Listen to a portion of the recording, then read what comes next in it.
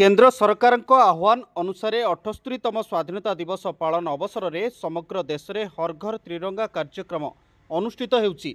एही क्रम में बेगुनियापड़ा ब्लॉक विभिन्न पंचायत रे हर घर त्रिरंगा अभियान मंगलवार अनुष्ठित हो जाइछि। एही अवसर में कालीमेखी पंचायत रे हर घर त्रिरंगा अभियान अनुष्ठित होइतिला।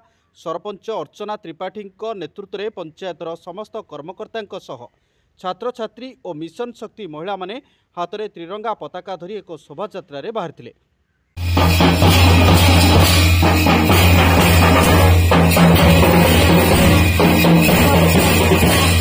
सेपरी सुमंडल पंचायत रे हर घर त्रिरंगा अभियान मंगलवार अनुष्ठित हो जाइछि। सरपंच शिवशंकर बारिकों नेतृत्व में मिशन शक्ति महिला पंचायत कर्मकर्ता माने शोभा यात्रा बाहरी सुमंडल ग्राम परिक्रमा करथिले।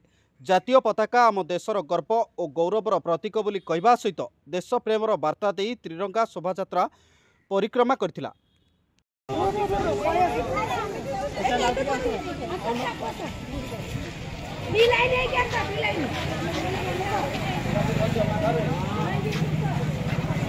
सेपटे अंगारगाँ ग्राम पंचायत रे सरपंच नीलेन्द्री सेठी नेतृत्व में अंगारगाँ ठारे हर घर त्रिरंगा अभियान अंतर्गत एक शोभा यात्रा ग्राम परिक्रमा करथिला। एथिरे पंचायतर प्रतिनिधि महिला गोष्ठी मिशन शक्ति सदस्य माने सामिल होइतिले। एक अखंड तथा विकसित भारत गठन में समस्तंकर अकुंठ सहयोग रहिबा आवश्यक बोली कहा जायतिला।